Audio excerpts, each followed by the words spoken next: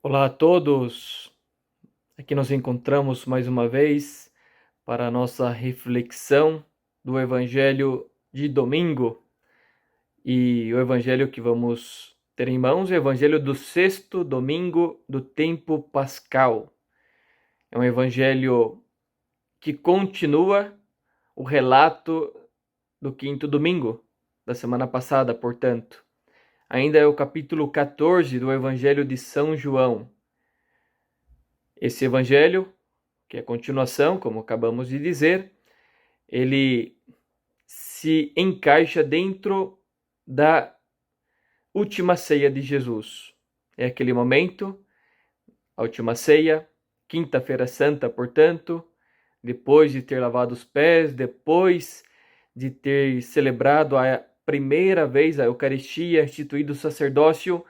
Então tem alguns capítulos aí, né? A última ceia é o capítulo 13 de João, e o 14, 15, 16 e 17 são assim chamados o grande discurso sacerdotal de Cristo. Tá? Esse é o título que nós colocamos de modo assim meio teológico, né? O grande discurso sacerdotal. E dentro desse grande discurso sacerdotal está esse trecho que acabamos de ler, né? Ou temos na mão agora para lermos juntos. Jesus falou semana passada, a despedida dele, a última ceia, né? Ele está se despedindo dos seus 11 apóstolos. Judas já se havia retirado nesse momento, então está com 11 ali e começa a se despedir. Então esse é o contexto do evangelho que nós temos em mão. Vamos ver agora, né? Semana passada ele falou de que ele vai partir, vai preparar um lugar, uma morada no céu, mas que vai voltar, que nós conhecemos o caminho para ir a ele, né? E terminamos escutando aquela frase: eu sou o caminho, a verdade e a vida. Ninguém vai ao Pai se não é por mim, tá? Então esse é o contexto. Vamos ler agora com calma. Cada um lê o evangelho, lembrando que esse é o momento das palavras que vamos ler.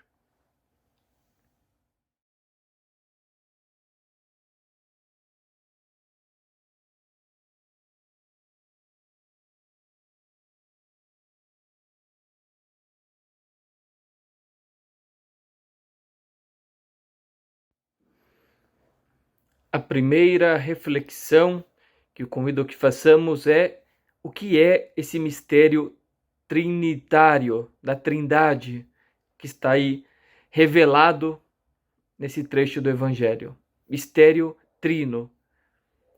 Escutamos Jesus, que é o Filho de Deus, o unigênito, como nós professamos no nosso creio dominical, ele que se refere a Deus Pai como Pai, justamente, o Pai. Ele é o Filho, Jesus, que nos revela quem é o Pai. E também nos revela a terceira pessoa desse mistério de quem é Deus. Existe uma terceira pessoa divina, que é o Espírito Santo. Aqui é intitulado como o Defensor e depois como o Espírito da Verdade. Então Jesus é quem nos diz quem é Deus. E nos diz que Deus é Ele, como Filho, e portanto, se é Filho, faz sempre referência a um Pai, Deus Pai, né? E existe uma terceira pessoa nesse mistério, que é o Espírito. E é o Espírito que nos é dado. Então, aqui nesse mistério, né, vemos o revelador, Filho, vemos o Pai, e é do Pai que vem tanto o Filho, é claro, por isso que eu falei, sempre o Filho faz referência a um Pai, e portanto o Pai também faz referência a um Filho. Jesus é o nosso Redentor, Salvador, é o Filho, o encarnado, mas ele é o enviado pelo Pai. Então a primeira função do Pai é enviar-nos o Filho. E depois de nos enviar o Filho e sermos salvos, remidos, redimidos pelo Filho, vem a terceira pessoa trinitária a nós. Aqui no Evangelho vemos como é o Pai quem nos envia o Espírito Santo. Mas ele nos é enviado porque o Filho é quem roga a esse Pai que nos envia o Espírito, o defensor, o Espírito da verdade. Então olha só o dinamismo da Trindade. Pai, Filho e Espírito Santo, onde o Pai é quem envia, mas é o Filho quem suplica, quem roga ao Pai que nos envie o Espírito Santo para que permaneça, esteja conosco, para que nós sejamos órfãos, como vai dizer Jesus. Estarei convosco. De que modo está? Vamos deixar isso para a segunda pergunta agora. E a segunda pergunta é, então, referência a essa segunda parte, né, do trecho evangélico. Não vos deixarei órfãos, eu virei a vós. Jesus disse essas palavras, então, no momento de despedida, né, quinta-feira santa. Na manhã seguinte, ele estará sendo julgado, condenado, carregará a cruz e na tarde do dia seguinte entregará sua vida na cruz por nós. E sabemos, e esse é o motivo desse tempo pascal, que ele venceu depois de 3 dias dessa morte. E depois, né, 40 dias depois da ressurreição, ele sobe aos céus, ele ascende, né, a festa da ascensão do Senhor, que vamos celebrar dentro de pouco, a ascensão do Senhor aos céus. Ele volta para o Pai.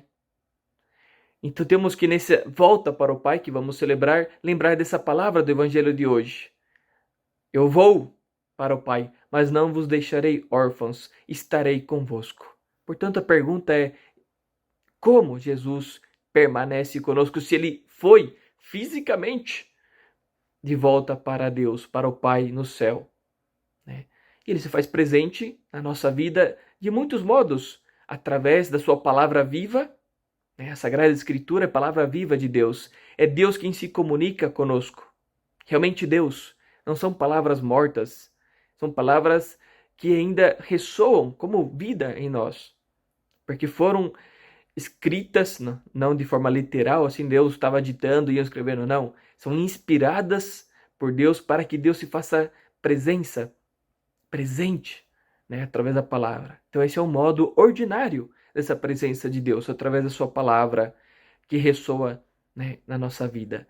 Mas de outro modo especialíssimo, né, que ele se faz presente na nossa vida é nos sacramentos, né?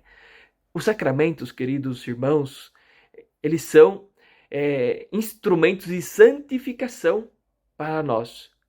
Deus nos deu os sacramentos, Jesus, ele nos deixou os sacramentos, né? Como um meio da sua presença santificadora.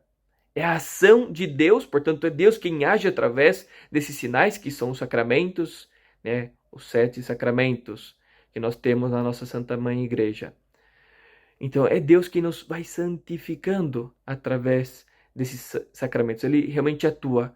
Mas de todos os sacramentos, tem um que ele está realmente presente, fisicamente, realmente em corpo e alma e espírito divino ali, que é o sacramento da Eucaristia.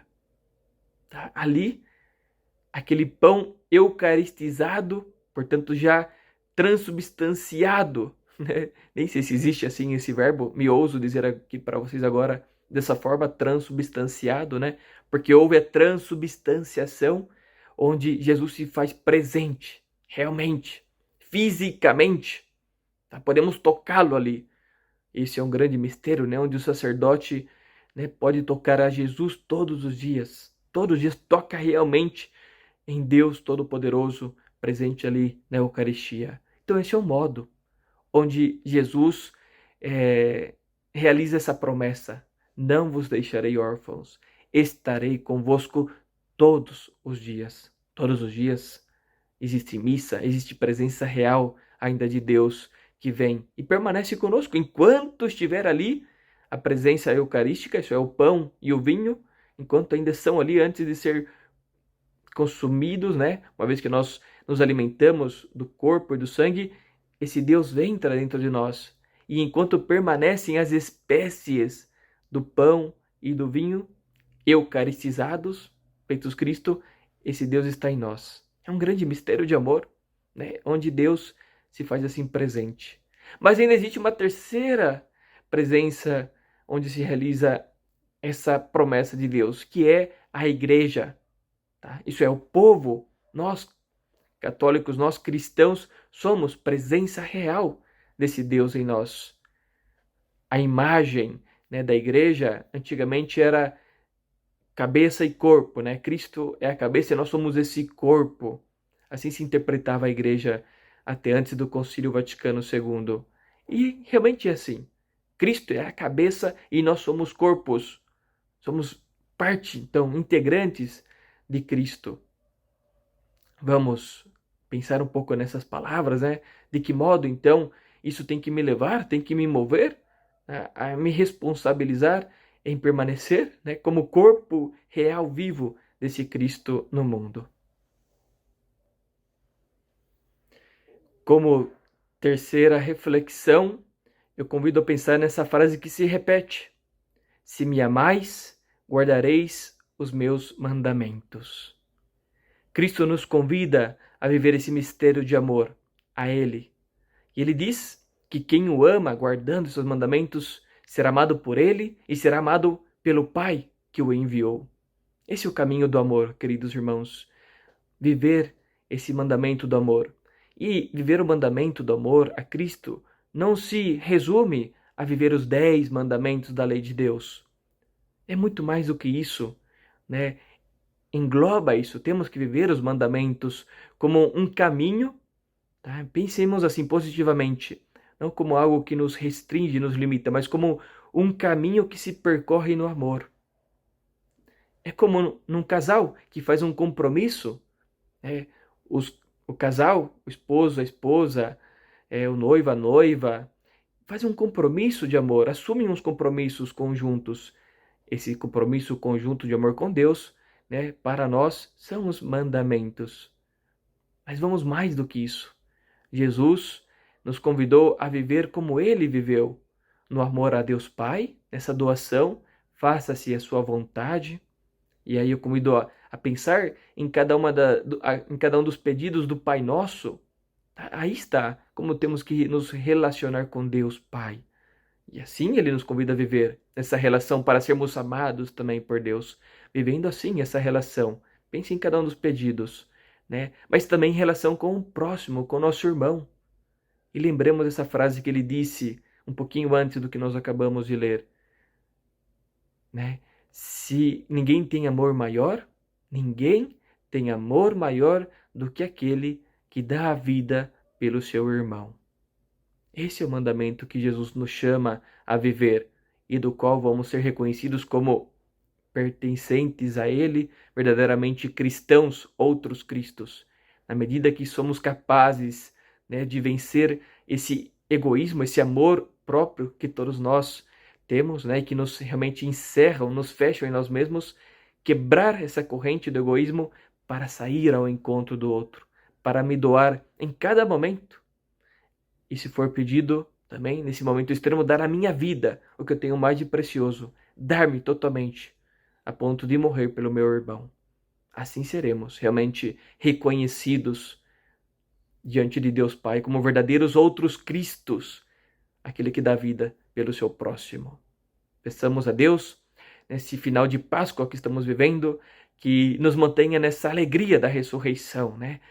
De também sermos capazes de dar-nos, morrer, porque vamos encontrar a verdadeira vida, a vida do ressuscitado em nós mesmos. Que Nossa Senhora de Guadalupe nos acompanhe sempre. Amém.